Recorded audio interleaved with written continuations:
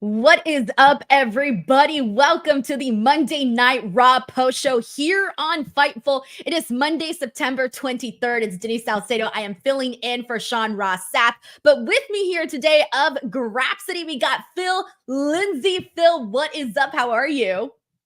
Well, aren't I technically filling in for Sean because you're always here? So You're right. So technically, here's the thing: we're both right. I'm filling in for Sean's spot. You're filling in for my spot. I don't know what we're doing. We're playing musical chairs, is what we're doing. you gotta be careful, man. Musical chairs can get kind of violent. I've seen people like get into fights over musical chairs. It was a whole thing on the Vince Staples show, which is a great show if you haven't watched it. No, I haven't seen that, but I've played my fair share of musical chairs. And let me tell you, when you're in a situation where you're like half your body's on the chair and the other person's half of the body's on the chair, that's it. You gotta throw down. You don't throw down, you ain't winning, man. You gotta do what you can to get the win. I'm just saying, I've seen someone get pushed out of a chair during musical chairs, and it did not go well. Well, let me tell you something that did go well for someone here today, and that is Jey Uso, guys. We got a brand new Intercontinental champion. Jey Uso finally has gold, and that is really our big topic here today. We got so much more to get into, of course, because this was a pretty entertaining Raw. Phil, let's kind of start there. Like overall, how did you feel about the show in terms of what you saw? I thought the stuff that like the storyline stuff was good. There was some stuff that was like, kind of ready for this to be over. The initial segment, like the start of the show, I was like, man, I think I'm ready, man. I think I'm ready for Rhea to move on to something else, man. Are you serious? You're done with this Rhea Ripley Liv Morgan story? I'm ready, man. Why is that?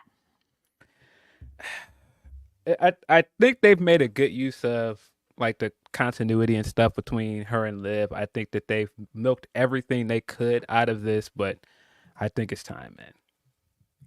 All right. Well, I'm curious to see how the chat feels, how you guys feel. Of course, you are more than welcome to send in any super chats or humper chats. We will be reading them throughout the entire show, getting everybody's reaction on all of the major things that went down here. We're going to kick things off with our first super chat. And this is actually from our good friend Grapple Geekery, who says, I acknowledge my tribal chief, Phil Lindsay, and his enforcer, the so Mexican werewolf, Denise Salcedo, just needs the wise man, righteous red. The what? Wait, I'm the so Mexican werewolf is like my new favorite thing ever. That is hilarious. And I got called Demeat today. Demeat Salcedo and Deyeet Salcedo. And now, so I got Demeat Salcedo, Deyeet Salcedo, and the so Mexican werewolf. I don't Okay. know, Phil. Some good stuff there. Are you okay with being the tribal chief? I feel like that's an honor. That's been a bit since last week because someone tweeted something at me and I was like, I've never heard anybody call me that, and so that's then turned into a bit that's now, I guess it's a thing. Hey, throw up them ones, man. We got Phil Lindsay in the house. We acknowledge Phil Lindsay in this house, everybody. I love it. All right, so let's go ahead and get started there since we talked about this Rhea Ripley, Liv Morgan, Dominic Mysterio situation. So, Phil, I know you mentioned that you're over it, that you're kind of done, you're ready to move on, but I got to tell you, I'm looking forward to this one-on-one match that we're going to be seeing on Bad Blood because at the start of Monday Night Raw, we learned that we are going to be having Dominic Mysterio inside a shark cage. He is going to be at the very, very top inside the shark cage. And we know that changes the dynamic of the match. Originally, it was just going to be just that, just Rhea Ripley versus Liv Morgan. But now we got this added stipulation. What was your reaction to that? That was part of my thinking of me being like, yeah, I'm ready, man. Because when they initially came out and they did the extended victory lap around the ring, and Dom picked up Liv, and then they walked around the ring, and then Liv started cutting her promo, I was just like, yeah, get to the match, man. Let's get to the finish. This it's time. Wrap it up.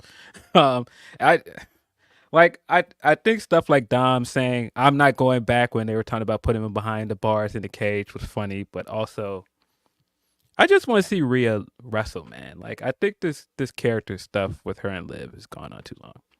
See, I'm still into it. And the reason that I'm still into it is because they've had some funny lines, right? They had some moments like today, for example, when Rhea Ripley headbutted Liv Morgan. I just kept thinking, like, holy shit, that was probably one of my favorite headbutts that she's ever done. Because, Rhea Ripley does those and they just look really, really killer. And I felt like she practically decapitated Liv Morgan when she hit her with that headbutt. And so for me, I think the interactions are still hitting hard because, like, even for example, when Rhea was talking all her shit to Liv Morgan, you can see Dominic Mysterio immediately behind Liv Morgan, just like cowering behind her and sticking his tongue out at Rhea Ripley. And I kind of liked that. Like, I liked that Rhea Ripley is this terrifying figure to Dominic. Yeah, I thought the headbutt looked good. But even when they were talking about doing the shark cage, I was like, okay. Usually when they do some stipulation like this in wrestling and they take the other person out that may interfere, somebody else is going to interfere. And I had this sinking suspicion while watching it. I was like, okay, that's probably how Raquel is going to come back. She's going to side with Liv, and Liv is going to retain. And I hope that that's not true, but I could easily see that happening. See, here's the thing. I feel like going into this match, the whole time I was thinking that Rhea Ripley was going to get her title back. That was my assumption based off of what they had originally announced. Once they announced the shark cage, I do think that I still think Rhea is getting her title back. Like, part of me does feel like this is the end, but they could continue to stretch it. Now, there are certain scenarios. So you mentioned Raquel returning, which, by the way, I would be happy if she returned because I miss her. And I feel like, she's been gone because of, the stuff that she's dealing with that has sort of been out of her control. So I would like for her to come back, right? But the other options that I'm sort of thinking of in terms of the shark cage is, like, we got to see Dominic Mysterio fall off of that thing. Like, isn't that like a given, or is that too extreme? I don't know, but like I said, the fact that they're taking Dom out of the equation just leads me to believe something else is going to happen here. That's what I immediately thought watching this, and I could be wrong. But to me, he's not out of the equation. To me, he becomes even more so of the equation by being up there, because you're wondering, how's he going to get down? Something's going to happen to Dominic Mysterio. Like, he's not just going to be sitting there counting roses. Well, I mean, out of the equation, so he won't be ringside, so he can't interfere and help her win. But that's why I think something else is going to happen. And listen, I would like for Raquel to come back as a heel because I think she's better as a heel. But I'm just ready for Rhea to move on to something else. I'm ready for her to be in another feud. I have a feeling they're going to keep milking this as much as possible because it's doing numbers, Phil. People love this shit. Like, people love to see Liv and Dom together, and especially Rhea when this all gets added in. It feels like people are definitely interested in that. We have another super chat here from Matt Logan who says, hey guys, after tonight, WWE will add at least one more match to Bad Blood. Is there a match that we're still like, okay, are they going to, announce this for Bad Blood, or are they not going to announce it for Bad Blood? Because right now, they essentially have quite a few matches. We have 4 matches right now. It's CM Punk versus Drew McIntyre in the Hell in a Cell, the Damian Priest Finn Balor match, the Liv Morgan Rhea Ripley match with Dom in the shark cage, the tag team match Solo and Jacob Fatu versus Cody and Roman. It needs something else from SmackDown, right? Because there are a lot of Raw matches. Right. It's the Nia Jax match. I'm sorry, we completely forgot about that. It's the Nia Jax match. She's either going to face Naomi or Bayley. So that match is going to definitely be added soon. Right. So it's looking like that might actually be it there, unless they add something else. But it's looking like, because lately they've been doing 5 matches on the show. Right. So I assume it's going to be around 5 or 6 matches. All right. We got Dream Ninja here who says, to be fair, anything Rhea does is going to do numbers. Points were made. Points were definitely made, Dream Ninja. Thank you so much for sending this in. We appreciate you, man. And yeah, Rhea Ripley is a draw. She really, really is a draw. Now, I do want to go ahead and get into the Intercontinental Championship match because that really is the big thing of the show. So I want to get to that right now, and then we'll work our way into some of the other hot topics of the day. So the Intercontinental Championship was on the line. Bron Breakker against Jey Uso. Now, I don't know how many people or what everybody's expectations were heading into this match. I don't know how many of you guys thought that Bron Breakker was walking out as champ or that Jey Uso was going to defeat him. I feel like this one was sort of a toss-up going into it, Phil, because a lot of people were wondering, like, hey, Bron Breakker's Bron Breakker. We know he's on a hot streak, but Jey Uso has been trying to get singles gold for the longest time. Going into the show, where were you at in regards to this? Well, I was completely wrong because if you watch Grapsody Saturday at noon on this very YouTube channel, I did an entire take where I said it kind of feels like Jey as a singles wrestler is peaked, and I was like, I don't know where he goes from here because I don't think he's gonna win this match, and lo and behold, he won. So, guess I was wrong. Damn, are you disappointed? Are you No. disappointed that he won, or are you happy that you were wrong? No, I think he needed to win. Because I think if he lost here, and they kept putting over on commentary that this is what his 7th attempt at winning a singles title, and so if you got him up to 7 attempts and he lost again, I don't know how you could come back from that. Dude, that's the thing. Everybody was wondering, like, okay, if Jey Uso doesn't win the Intercontinental Championship, where does he go from here? And so it kind of felt like we were running into this wall. But at the same time, it's weird because even though Jey Uso had been going for the title, or for just singles gold, period, it felt like it was just bad timing for Jey Uso. Because, okay, World Heavyweight Championship, Gunther was killing it, doing his thing. Damian Priest was killing it, doing his thing. And then on this side of the Intercontinental, for this title here with Bron Breakker, it felt like it was just bad timing across the board for Jey Uso. It felt like, yeah, you could be champion, but right now we got other options, other people that were sort of it's working out for them. And to me, Bron Breakker's reign as champ could have easily gone a whole long time. However, because Bron Breakker's future does feel so bright, it does feel like it doesn't hurt. It doesn't hurt Bron Breakker, in my opinion. Right now, Bron Breakker losing the title to Jey Uso, it doesn't feel like it hurts him. At least that's how I feel about it. I don't feel like it hurts him at all. No, I don't think it hurts him either. I think that he was a great champion for the time that he had the belt. And that's kind of why I felt like he was going to win here, because it felt like, oh, they're not done with Bron. They're clearly invested in him. He's gotten his catchphrase over. He's vastly improved during this time as a heel on the main roster. So I figured like this was just the beginning of that run. I was very shocked that they were cutting it short, but also, like I said, Jey needed this win. You could not have him come in and lose for a 7th time.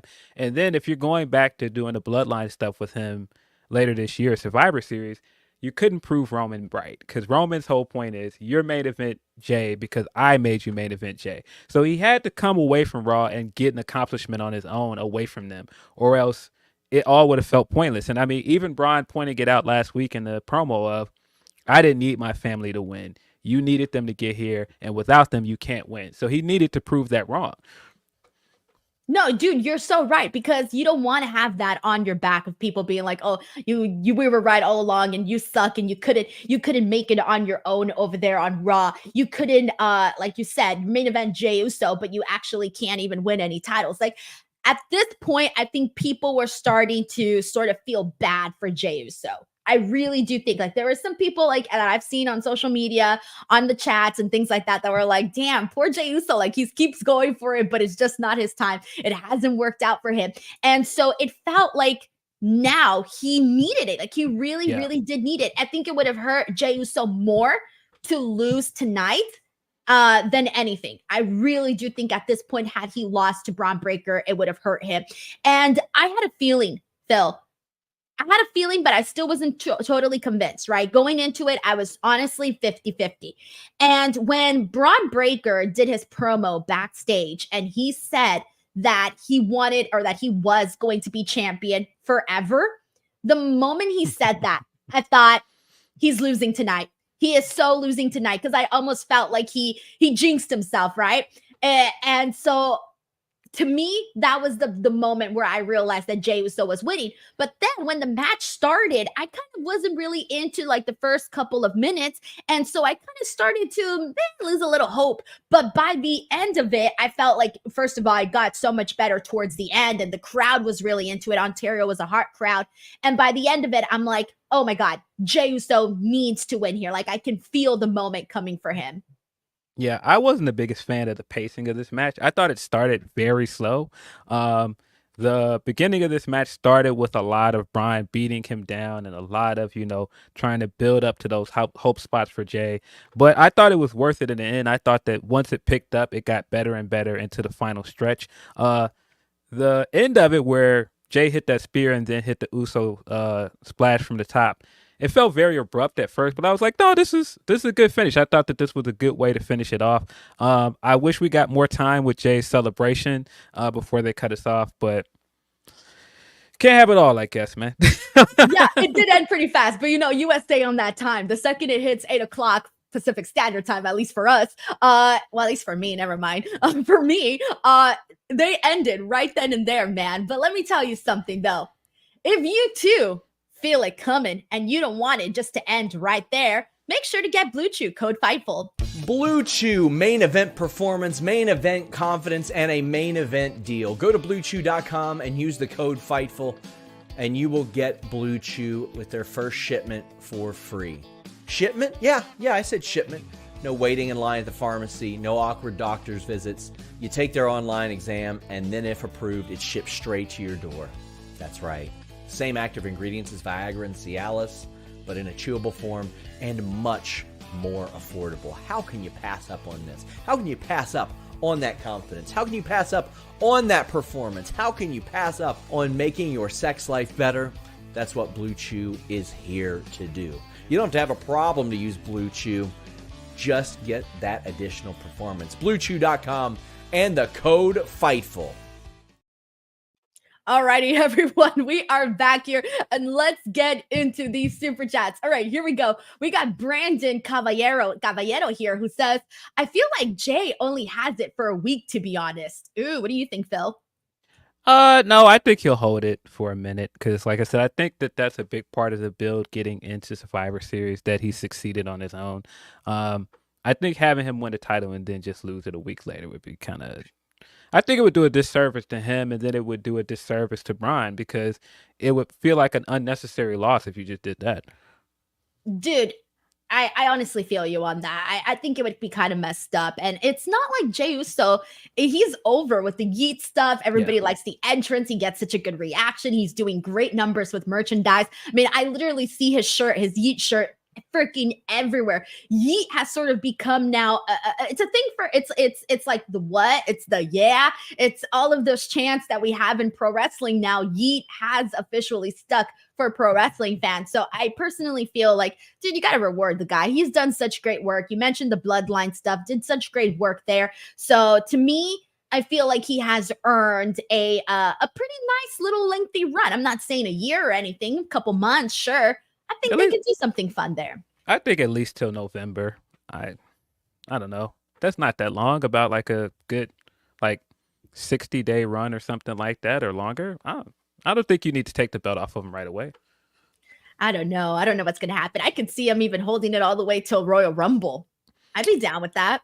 Yeah, Rikishi made the call. Like, man, what are you doing with my boy, man? You gotta put this belt on him. Like, you still got him doing this romance stuff. Like, enough, man. Put the belt on my kid, man. Hey, he did say all of that. He did say that. All right, let's see what else we got here. We got Tim Weinbrenner here who says, good for Jey. Bron should get a world title push. Dude, Gunther, Bron Breakker, I don't know if we'll get to that, but damn, that would be freaking sick if we did. But I don't know. I think it'll be a second till we get to see Bron in the title picture. You think it'll happen sooner than later? I think it's a little soon, but I think that this run with the IC title and everything he did after King and Queen of the Ring has proved to me that he's a future world champion. Like, I think right now with the catchphrase and everything he's got going, he's going to be eventually ready. He doesn't feel like the main character on Raw, and that's why I can't really buy into him being champion just yet. For Bron? Yeah. I see what you mean, but I think he can easily get there, though. If they wanted to make him feel like the main character on the show, they could get there. He can. I just mean like within like the next few weeks. I don't think that's why he dropped the title here. That's what I mean. I don't think he dropped the title to move up to the world title picture. All right. You know what would be kind of cool? Okay. Hear me out. Okay, hear me out. Everybody hear me out on this one. What if after we're done with Braun Strowman and Bronson Reed, whoever wins that goes on for another meat feud, but with Bron Breakker? Is it too much, too good? But see, that's what I was saying Saturday. I thought that after this Braun feud that Bronson was going to move on and he would eventually beat Bron Breakker. But I don't know now. But I think Bronson versus Bron Breakker could be a good feud. I thought it was going to be the next feud for the IC title, but again, I was wrong. Oh, this one's also interesting. I got to point this out. This is from Dan Jackson here, who says Bron Breakker versus Punk. See, normally I would have been like, oh, you're dreaming, right? But no, CM Punk did mention Bron Breakker's name on NXT. He did. And that they would be in a match together. He said it would be, it would happen. Yeah, he did. I do think that Punk is going to go for the world title before the end of this year. I think he's going to challenge Gunther before the end of this year. Oh, man, there's so much good stuff here. I do also have to mention this one here from Joe, who says Braun versus Bronson. Dude. Braun. Oh, man. I'd be getting thrown off, Phil. Has it happened to you when you're trying to say Bronson, and you start saying like the wrong name? Because it's happened to me like 100 times already. You just got to say, Braun like you have like a New York accent, like Braun. Braun, just like really emphasize it. Braun. All right. We got Jay Miller 3389 who says the women's title just feels insignificant. The story is more about Dom than the title, and it's hampering the rest of the women's division. Well, Phil, I know that you haven't been necessarily feeling this anymore. In terms of hampering the rest of the division, it's hard to say right now because on the tag team side of things are starting to build up a little bit, right? The women's tag titles. We'll talk more about that. But in terms of the bar has been set so high for the singles women's division that now we've just gotten accustomed to this really high standard of pro wrestling for the singles for the women. So it does kind of feel like we could be getting a lot more there. But because we are focusing on Liv and Rhea, it has kind of taken away a little bit of some of the other cool matches that we could be seeing in the singles division. Yeah, that's kind of why I kind of am ready for Rhea to move on, because they've been doing this storyline with her and Liv for a while, and there hasn't been any other contenders that they've built up for that title. Liv barely defends it, which, I mean, I get that's part of the character and stuff, but I don't know. And that's also why I kind of don't think Liv is going to lose at Bad Blood, because if Rhea wins, they have no one else set up to challenge for that belt. Dude, you know who they can set up? I know, even though she was just a champion, I know, but she's been on freaking fire lately. Io Sky. Dude. Yeah, she's incredible. Holy shit. I feel like she's on a whole other wavelength, and even just, she's been incredible, but I even feel like just the last 2 weeks, has suddenly just like been, we were just reminded of who Io Sky is. And so there you go. That's an option. But we'll talk about her a little bit more in just a second, because we got Rock Hard Joe Wood here who says, now that Jey won the title, how does he get back into the bloodline story? We are 2 months from Survivor Series. Does he lose it back to Braun before then? So, Phil, you spoke a whole lot about this with him sort of proving himself to the bloodline and proving that he can become a champion. So you mentioned this playing into War Games. How do you see this sort of culminating?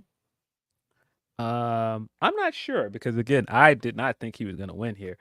So I'm very curious to see how long he's going to hold this belt. But I do think it would be a nice note for the War Games match if Roman does come asking for his help. And this time around, Jey is carrying championship gold, but Roman is not.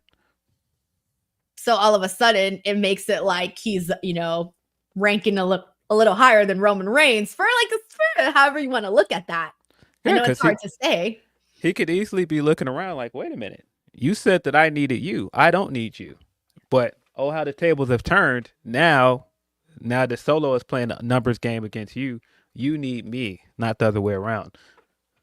Dude, I don't know. I love that because I feel like even Roman could say, we've had our issues, we've had our whatever, kind of recap a little bit of everything that's happened between them and say, but you're now an Intercontinental champion, and hey, like you said, I need you to do me a favor. Come join War Games. I don't know. I feel like that could be something, or just the way that they play along to it. Obviously in different words, because I don't think Roman Reigns would use any of those words. But regardless, he would come up with a better way to say that. But dude, I think he does. I think I'm on your side, Phil. I think he goes into War Games as champion. We got Yes Boy here who says, just left Raw. I lost my voice making barking sounds, but my nephews and I got to take a picture with CVV after the show. Also glad they finally listened to Rikishi. Damn, Rikishi was really making sure he was out here being heard, man. Yeah, I've seen Chris Van Fleet at shows, and I've seen how people react to him. This guy's a rock star. I've seen him. People will just like flutter around him trying to get pictures, man. Shout out to Van Fleet. I love it. He's a great guy. Thank you so much to Yes Boy. I'm glad you had a good time, man. The crowd was good, so excited that you were part of a good crowd there. All right, and let's go ahead and keep this going. I want to go ahead and get into our next topic here. So let's work our way backwards now. And I want to get into, since we mentioned Kairi Sane, let's talk about this here. We did get a tag team match with Isla Dawn and Alba Fire versus Io Sky and Kairi Sane. And dude, I mean, during this match, there was a moment where Io just went into this whole other gear, dude. She went from 0 to 100. She was doing so many flips and things. I couldn't even make out everything that she was doing. She was just moving so fast right before my eyes, like a firecracker. And they get the win. Kairi and Io Sky, they get their victory. And I was so glad because I didn't want to see them lose here, Phil. I honestly did not want to see them lose here because coming off of last week, that match with Io and Bianca, that was match of the night. Sean and I talked about it. It was freaking great last week. But I want to see them keep going. Like, this feels like a very, very confident team, at least especially for Io. I'm feeling this whole new level of confidence. She is just exuding it, man. Yeah, I was glad that she got the win last week. They're continuing this story of Bianca in 2024 struggling as a singles competitor. And I think it's good because you could see this going either way. Bianca could possibly turn heel coming out of this, or Jey can turn heel and turn on her. And I'm 50-50 on which way it could go, but I think it's an interesting storyline they're putting together. And I liked the stuff that they had backstage before the match where Bianca and Jey were telling them, like, hey, you may have got one over us last week, but you guys still have problems with Alba Fire and Isla Dawn. So let's see you get past them first, and then maybe we'll talk.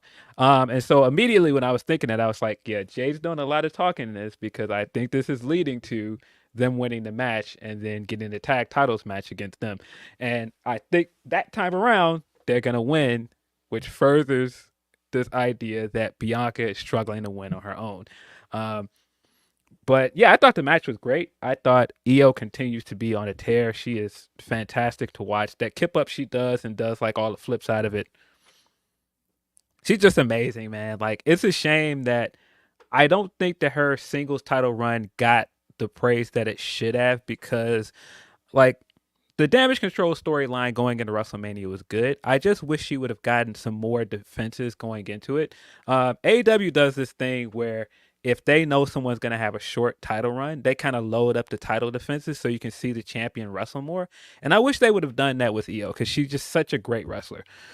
Yeah, no, I agree with you in terms of Io Sky. I wish she would have had more defenses. And I remember talking about it even when she was champion. It felt like we all know she's a great wrestler. We all know she can have good matches. So why aren't we seeing them? And sure enough, I mean, most of the damage control storyline, it wasn't necessarily, even though Io Sky ended up obviously being in the match with Bayley, it didn't feel like the feud was primarily Io Sky and Bayley. It felt like it was Bayley and damage control as a Yes. whole.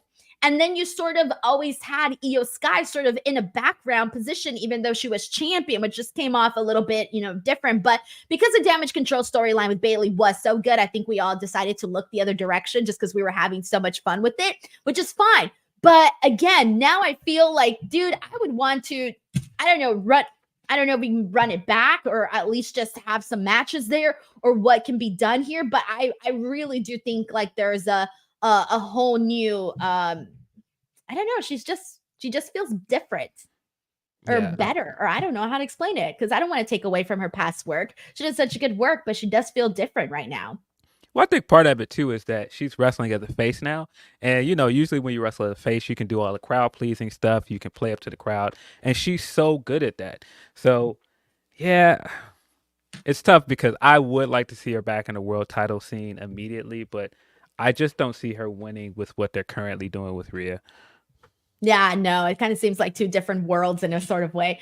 All right, so we got a super chat here from Terry Allen Jr. who says James Ellsworth was in the cage during a match with Asuka versus Carmella Extreme Rules 2018. Chris Jericho was during Roman versus Kevin Owens Royal Rumble. Yeah, and I was just remembering the one with Enzo Amore, where he was in the shark cage as well. That's one that always pops up into my head too. So we've had where he somehow ended up in his underwear when he got out. Like he slid out of the cage. I forgot how he did it, but he slid out.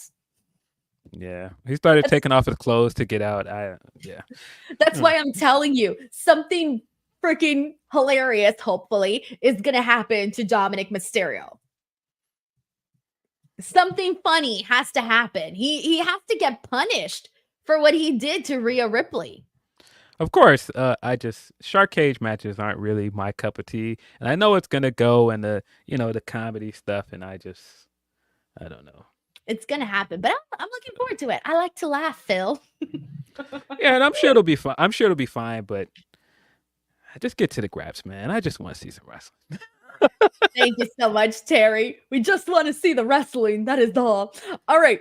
Well, speaking of the wrestling, let's talk about this Sami Zayn Ludwig Kaiser match, because primarily this was Ludwig Kaiser on the offense and pretty much had the 95% of this match was Ludwig Kaiser beating on Sami Zayn until Sami finally got an opportunity to get his hands on Ludwig, hits him with a haluva kick, and finally gets this win. But the whole time that I was watching this match, I kept thinking to myself, damn, I'm really liking Ludwig Kaiser getting an opportunity to really, really shine as a heel. He looks so good out there, and he's so cocky. I love that. And that was really the biggest thing that I was thinking about while I was watching Sami and Ludwig. What'd you think of the match portion of this? Yeah, I can't get over how over Ludwig was in Berlin. And ever since then, I've been like, dude, this guy felt like a massive star in front of that crowd. And I liked him a lot here. Sami is so good at doing the babyface and peril stuff, and he was great all the way to his comeback by the end of the match. It felt believable. It felt good. But I thought Ludwig played his role very well here. I thought this was a good match to start the show. No, he really, really did. And I think people are starting to see, they're starting to see a bunch of stuff, right? They're starting to see him in this role where he can definitely be a single star on his own eventually. Like, I cannot wait until we see him feud with Gunther. That's going to be huge. That's going to be massive, right? But you can also see that the company sees it, right? Even in these little matches and the way that they work the match, you can tell that the company sees it, that they see the potential that they have in Ludwig Kaiser. Yeah, I agree. I think there are a few things I can see out of this already. Like, man, the eventual stare down between him and Giovanni Vinci in like a Royal Rumble or something, and like the way they play off each other is going to be cool too. Dude, I was dying. I was dying when Gunther came out because he comes out in his gear, okay? He comes out in his gear, he comes out with his championship, and he makes it seem like he's going to face Sami Zayn. He even says, like, you want this match? You want this match tonight in Ontario? And I got to hand it to Gunther because he really, really made me believe that this match was going to happen. And I even thought, damn, Gunther, that's kind of messed up because Sami Zayn just wrestled a match where he got his ass whooped most of it. And now you want this match, you want this man to go into another match for the World Heavyweight Championship right now. I kind of thought it was a little messed up, right? But I'm like, okay, fine. Sami will do what he does. But it was a swerve. Well, it was a lie. Gunther said, hell no, this match is not going to happen here today. And it did not happen. And the thing that I was thinking the most was Gunther is a master troll, Phil. This man is such a troll. We should all be taking lessons from Gunther. He's a troll. I love it.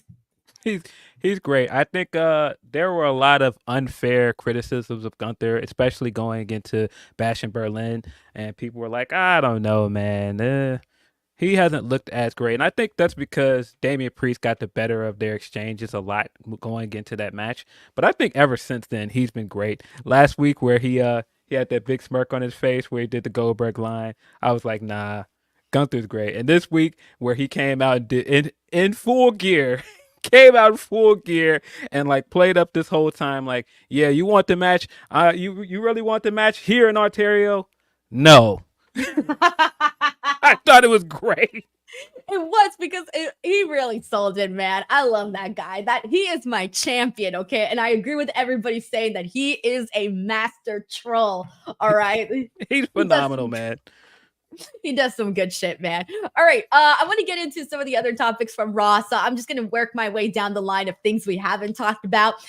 We had Dragon Lee versus Carlito. This was a match that was made backstage. Nothing too crazy to really get into in regards to this. Rey Mysterio comes out, obviously gets a really great pop from the Ontario crowd. Love to see Rey Mysterio helps out Dragon Lee there. And Dragon Lee gets his victory, man.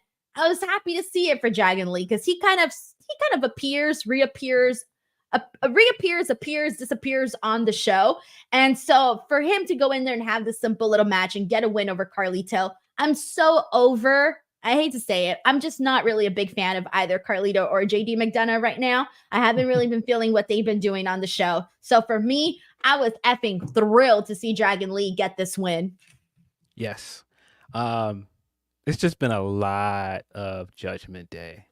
I think there's been a lot of Judgment Day for months, and I think that they've burned us out on a lot of it. And that's kind of where I feel with the Liv stuff as well. It's just like, I'm just ready for something else, man. And I like for everybody involved, because I like a lot of people that are involved in this, but I'm just ready for something, man. Like, do something with those tag titles. Do something with Finn Balor. Like, just something else, please.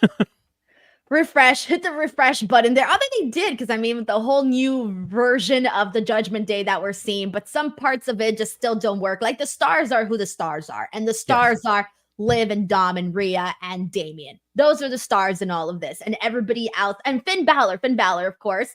But everybody else just sort of feels like we gotta have you because you're part of the Judgment Day. So again, happy Dragon Lee got this win. On the bright side, though, JD McDonough did confront Ilya Dragunov backstage, so it does look like there's going to be something there between them, and I cannot wait for Ilya Dragunov just to rip JD McDonough to shreds. Sorry, JD McDonough. He didn't even do nothing to me. No, he had that offensive man bun tonight. That's what he did. It's actually a pretty nice man bun, though. It was good. That wasn't a bad man bun. I gotta appreciate a good man bun. All right. Well, the next thing that I can't wait to cover. Oh man, this was fun. All right. So this was supposed to be a match between the Miz and it was supposed to be Miz and Braun Strowman, right? But Bronson Reed came in and ended up just attacking Braun Strowman. And they had already been fighting since the top of Monday Night Raw from the very beginning, right? They can't keep their hands off of each other. They're pissed, right? That's all we're getting. They're pissed. And they end up doing this brawl. I mean, so much shit happens. They got securities coming through. They're fighting in and out of the ring. It gets really, really crazy.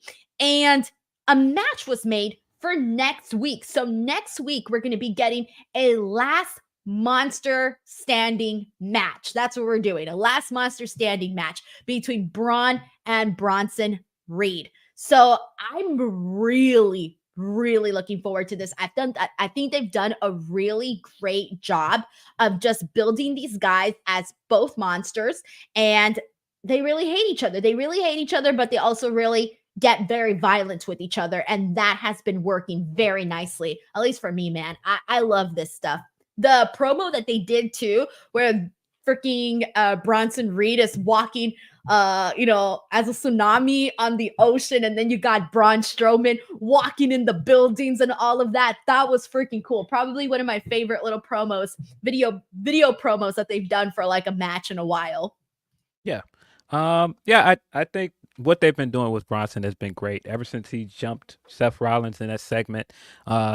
This has been a great glow up for him. He's been fantastic in everything they put him in. Even that week where he couldn't be in the Intercontinental title tournament and he came back and jumped Braun, I thought that was great. And Braun desperately needed this because for a while he felt kind of directionless.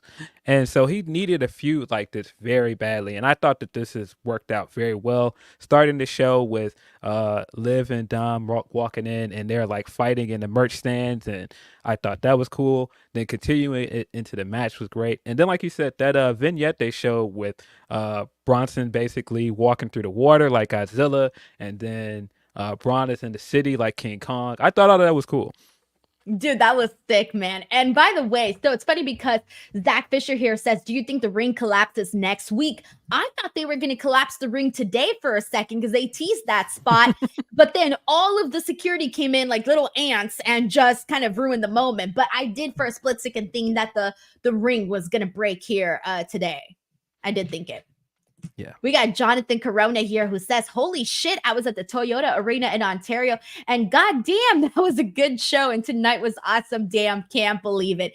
I love Jonathan's super chat here because you can tell he's got the I just went to a good show energy. Yeah. No, it was a fun show. I thought the crowd was very good throughout. I thought most of the video packages they showed tonight were great. The video package for Pure Fusion Collective was also good. Then they showed another one. They showed the one for what I'm assuming is Viking Raiders, and I immediately got excited because they have the runic letters on there, which some people on Twitter. The red thing? I thought that was for the Wyatt Six. No, they had like that flaming circle, and then they had the runes in it. I immediately thought Vikings when I saw that, and some people on Twitter looked up the runic letters for it, and it spells out war. So I was like, "Oh, are the War Raiders coming back? That would be awesome." Oh shit! It was the one where they said the red, right? Or are we talking about something different? Maybe I'm talking about something different, but it had. Okay, I think I'm talking about something different. Yeah, I'm talking about the one where they had the flaming circle that popped up, and then they had the letters in it. Okay, I think I'm talking about the Wyatt Six thing that they did instead, because I didn't even see the Viking Raiders one. Oh yeah, okay. So yeah, these are two different things. So I was like, red. Okay. What are you talking about? I was like, wait a minute, what? I was like, that totally was the Wyatt Six. What is happening here? Okay, got it. The Viking runes. Okay, I missed it on the watch along. That's what people are saying here. Just let them be the War Raiders again. Yeah, we can forget all that Viking stuff just happened. Like you've got the War Raiders possibly coming back. You possibly have Lucha Bros coming in, Motor City Machine Guns. Come on, man. Rebuild this tag division. Do cool things with the tag belts, man. It's not that difficult. We got Jonathan Corona here who says that main event was another level. We were chatting to Braun, walk that dog or talk that dog. Like, goddamn. And my only thing I was sad, they didn't even had enough pyro. Boo, but it was good. Jonathan Corona, I love your live analysis of getting to be at Monday Night Raw. No, I was very thrilled when they popped out some pyro. I wasn't even expecting any pyro at the end for Jey. And when I heard it, I'm like, ooh, pyro? Yeah. But again, that's why I was like, man, I wish they would have stayed with the celebration a little bit longer because we could hear the pyro, but they were like, up, time to go. Cut it off. Yeah, they were probably just like barely making it on time. But Jonathan, so happy that you had a good time at the show, man. I love it. There was a lot of people here that were at the show. That's great. All right. Moving on from this, we need to get into Drew McIntyre preparing for the Hell in a Cell. Basically, McIntyre said that his own family begged him not to do the match, similar to what CM Punk had said about his wife, AJ Lee, also not wanting him to do this match. And Drew McIntyre says his wife also begged him to get away from CM Punk because it affected him, mentally. But Drew essentially promises to make CM Punk bleed and suffer. This was a fine promo, but it did not hit the same way that the CM Punk one hit last week, because CM Punk looked into that camera and was so freaking intense and terrifying that I bought it. I was like, bro, I'm afraid of you. But Drew, he kind of did a little bit of the same thing. I wasn't as terrified of Drew, but I think it was maybe just the way that they looked. Like CM Punk looked really, really intense in that moment, in that promo. I don't know, man. Drew McIntyre is a very big man. And just the idea of him telling you that he's going to fling you around a cell and make you bleed and hurt you, I don't know how you can't find that terrifying. Because, again, that is a very big man. That is true. That is true. It's the facials, though, Phil. The facials. I agree. I think it's just a difference in the delivery from both guys. I mean, while I'm saying like Drew is a big, imposing guy, Punk's bread and butter is cutting promos. Like it's hard to out promo that guy. And so, but I agree. I think this feud, if you were coming into the last few weeks of this, like, all right, man, like this has been going on since January. Get to the rubber match. Let's get through this. I think they've done a lot over the last 2 weeks to make this Hell in a Cell match feel like a big deal, and it needed it. I think the segments the last 2 weeks have been much better than a lot of the stuff from this feud, and so I came away from this very excited for the Cell match. Did the bracelet not do it for you, Phil? Yeah, it was time to get away from the bracelet stuff. That went on a little bit too long. No, I feel you. I'm like, eliminate the bracelet, guys. I liked it in the beginning. I get it. Symbolism. I get it. But we got to get rid of the bracelet, bro. It's too much already. They could have got into the stuffing of the beads in CM Punk's mouth a whole lot sooner, I think. But now we've gotten that out of the way. But yeah, you're right. They have found plenty of ways to try to fill in the weeks that they have leading up into these big matches. Like you said, this feud has been going on for a very long time, and they've been finding different ways to keep it alive in between the big matches. So it's been fine. All right, we got Luis Polito here who says, if we somehow get War Machine, I will be happy. Luis, thank you so much for sending this in. That's even better. I said War Raiders, but if they just are somehow War Machine again, even better. Jay Miller 3389 says Rikishi pulled the Armageddon 2000. I'm a bad man. I love it. Thank you so much, Jay Miller 3389. You rock, man. Thank you so much for sending that in. All right.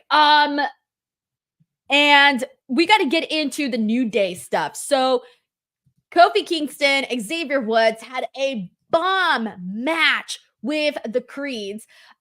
This was so much fun. Like, I had a feeling this was going to be good, but by the time the action really kicked in with this, to me, this match really started getting into a whole other level the second Kofi Kingston got into this. The second Kofi Kingston went in there, he did like this really sick crossbody. He did this really great, like, backwards fall thing.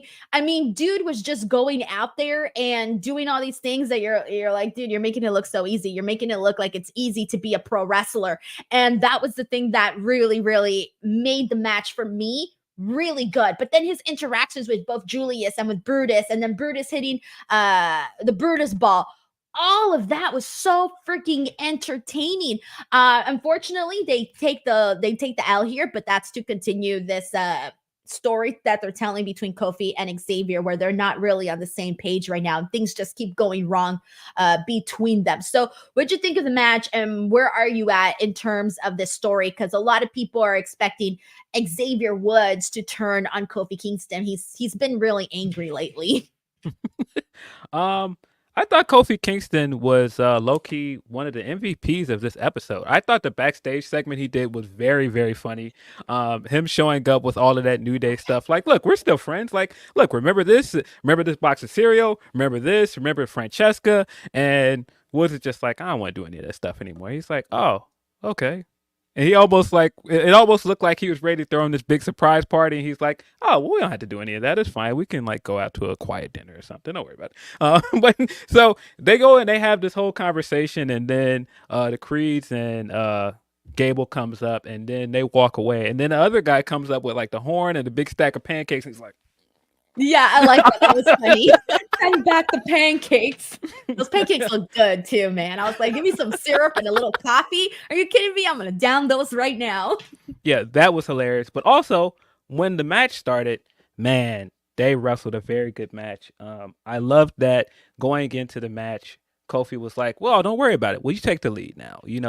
I know that communication hasn't been the best, so you just take the lead." And I thought the way they wrestled this match was great. I thought they still look incredible as a tag team. Some of their tandem offense in this, where they went back and forth with Creeds, was great. But like you said, Kofi in there on his own, you can tell Kofi why he's the most decorated champion of this group, why he was the first guy out of the three of them that was world champion. And he looked it here because you could immediately look at this like, all right, well, it isn't his fault they lost because he got the job done for the most part. He was getting the job done, which is part of the story here. But also, what's telling him coming into this, we got to compose ourselves. Like all of this interference stuff, we got to get down to business. But he was the one that couldn't compose himself when Gable kept interfering, and he lost his cool and started beating down Gable, and that's what ultimately cost him the match. I thought that this was great because the Creeds needed this win coming out of the Bray Wyatt stuff, but also I thought it was a great way to continue to advance the storyline with Kofi and Woods.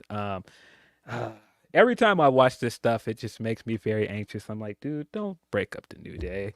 Don't do this. But it's coming. We know it's coming. I just don't want it, man. And it's not that I don't want it in the sense that the storyline is not good. It's just I just can't imagine one of them turning on each other. No, I just don't want it. I don't want to see it. It hurts. You think you're gonna cry? I just don't want to see it, man. Like it's gonna hurt. Like I don't want it. But I think everything they're doing has been fantastic. They took this small thing that started in a Karrion Kross feud, and they've made this into a really compelling story. So kudos to everybody involved. This has been fantastic. Yeah, I think like the storytelling, like especially the backstage segments, all the backstage segments have hit really hard because it comes across as sincere. I feel like Xavier Woods is sincerely angry. I feel like Kofi Kingston is sincerely trying to fix things. He knows that he knows that they're not on the same page and he's trying to fix it. And so everything that they're doing backstage has come with layers too. And I like that because part of me in the beginning was kind of thinking last week, damn, I kind of agree with Xavier Woods. He should be mad because of this. But then I was also thinking Kofi Kingston is trying, he's making an effort. So I can't be mad at him. And then this week I was thinking a little bit differently. This week I was thinking, damn, Xavier Woods is being a little bit, he's coming across a little bit more whiny. And Kofi Kingston is coming off as someone who's trying to be reasonable. He is a little bit taken aback by the way that Xavier Woods is acting and some of the things that he says on the show. And Kofi is just kind of like, man, what are we doing here? And so all of that has worked for me because it feels authentic. Yeah. I think there are a few things going here that add so many layers to it. I think going into it and knowing that Xavier's the only guy out of three of those that hasn't had single success, but also he brought those guys together for them to succeed together, and it was never about having your own success. And I think his insecurities have been showing throughout the week, like especially in the segment when LWO comes back there and he's like, "Oh, so you know better than me because you've won a championship. Oh, you won a championship too." And I thought that was a good layer, but I also think it's great that everything that the New Day has gone through since Kofi lost the championship and just some of the frustrations that you have to assume are there with those three guys. Finally getting his big title win and the way that ended and then the injury coming after it. It just kept feeling like there were obstacles after obstacles after obstacles. And you can see on Wood's part just feeling like, all right, man, I thought it was going to be this. I achieved my dream of being king of the ring, and that didn't really get me to the place I wanted to be. But Kofi's kind of looking at it like, no, we're friends. I'm still just enjoying being your friend and having fun. And he's like, that's not enough for me anymore. And I get it. I think both of them have sound points. It just hurts to see them fight, man. I just don't want to see it, man. Dude, okay. So both of them have singles matches next week. I have a feeling that Kofi's going to win his, Xavier's is going to lose his, and that's going to continue to drive his insecurity. Because like the part where you mentioned where he was talking to Ray and he sort of, was upset that he wasn't a champion, and but it sounded like he was insecure, right? And so I feel like if he loses and Kofi gets a win next week, that's going to drive him up a freaking wall and continue to like build to him eventually turning. So we'll see what happens on that end. But this story has been really, really good. All right, we got Jonathan Corona here who says, sad, I wanted Woods to turn heel. Damn. Oh, it'll probably happen sooner rather. Well, maybe in the next couple of weeks. I did think for a second it was going to happen during the match because there was a moment, Phil, I don't know if you noticed, where he took a really, really long time to like get that tag to Kofi Kingston. Maybe it was just the camera angle, but I felt like they really emphasized that he was just there for like the longest time. And usually whenever you see a tag team do that, you usually get a camera shot from the back, not from the front. You see what I'm saying? I don't know. I thought it was different. Yeah. I think it was intentional because I think it was trying to drive home the point that Woods thought he could win the match on his own. And he was reluctant to just tag Kofi in because he felt like he could do it. He felt like he doesn't need to come. He wasn't ready to come out yet. But also it just plays into New Day lore and just how long it took for Woods to be a part of the winning team to win the belts, because usually it would be Ian Kofi that won the belts, and then Woods would be part of the team that revolved in to defend them. It took him a very long time to be one of the guys that helped win it, all the way into their SmackDown run. But yeah, I like what they're doing. I do think you're right. I do think he's going to lose to Ray next week. And I do think it's going to continue this infighting with the New Day. Probably. Jonathan, thank you so much for that super chat, man. We got Margie Loves here who says that match was fueled to make the tag team division lit. Love it, man. No, it was a really great freaking match. And I'm such a big fan of the Creeds too. So I was so happy for them to get that win. And they looked great, man, in their gear. They did. Oh, that gear looked phenomenal. Like whoever made that, kudos, man. That shit was really, really good. Yeah, I really like the Creeds, man. They're a great tag team. They really are. We got Brandon Caballero here who says, New Day are stale. Give me the drama. Phil, your heart. Well, I mean, they did need this because they were not doing anything interesting as a tag team. They definitely needed this. So no matter what the outcome of this, whether they stay together or break up, this was much needed because they had no direction. We got Jonathan Corona here who says the only bad news for me is next week I'm going to miss out on Bad Blood because I'm heading to Japan next week on Thursday for 10 days. Dude, enjoy Japan, man. I've never been to Japan. Have you, Phil? No, that's definitely one of my dream destinations. So I was like, bad news, bro. You're going to Japan. Like you can watch Raw anytime. And you can watch on a replay, bro. Enjoy yourself in Japan, man. That's going to be freaking awesome. We hope you have a good time, dude. Really, really do. All right. I think I got there's a couple of super chats that I still have to get, but for the most part, we got to like everything on the show. But this is from Jonathan Corona, who says, oh, yeah, here we go. From Jonathan Corona, he says, don't worry, I have a video of the pyro and not gonna lie tonight. In Ontario, we have a memory to leave forever. Jay won in SoCal in his home state of California during the fires in SoCal. Good Lord. Yeah, there you go. It's again another thing to bring up here. We've just been having everything, Phil. We've had fires, so many fires lately, so many earthquakes lately. I woke up today and they were like, oh, there was an earthquake. And I was like, damn, I missed the earthquake. But there's literally been one so freaking often. It's terrifying. And we have fires and I don't know. We just have everything right now. It's the shits. Yeah, every time somebody from the West Coast is like, well, I don't know how you guys do with that snow and that weather. I'm like, you guys got a lot going on over there, man. Yeah, but here's the thing. The fires are, I mean, it depends on where you live, right? Because for some people, you lose your homes and stuff. Like for me, I live like in an area where I'm so far from the fires that I don't really like see them as much. But you can see them though if your house is a little bit more elevated. My house is not, so that's why I don't get to see them. But you can also smell it sometimes depending on the proximity and how close you are to the fires and stuff. But yeah. Tim Weinbrenner, did I read this? He said, good for Jay. Bron should get a world title push. I read that one. Yeah. Oh, yeah. Okay. And then this one here is from Just Runnin' LA, who says, what are your thoughts on Velveteen Dream? Is there anything new with Velveteen Dream? Is there anything new? That's definitely an interesting question. Where'd that come from? Nah, man, it definitely fumbled the bag. I mean, what a massive fumble, man, because he looked like he was going to be the one at one point. He looked like he had a bright future. I don't know what else other to say than that, other than what a massive fumble for him. Yeah, I was gonna say I haven't thought about Velveteen Dream in a really long time. So that's very random question. Yeah, no, that's what's like. What happened? Did something happen? What did I miss here? What's going on? But anyways, there you guys go. Did we get everything, Phil? I think we did, right? Oh yeah, I think we got most of it. Pretty good episode of Raw. Very surprising ending for me. I do kind of also, when I think about it, the story of Jey finally getting his singles title win, and you have the concurrent storyline of Woods being like, I've never won the title. Wouldn't be mad if that is eventually an Intercontinental title match with the history of the Usos and New Day. I really like the idea of Woods eventually challenging him for that belt.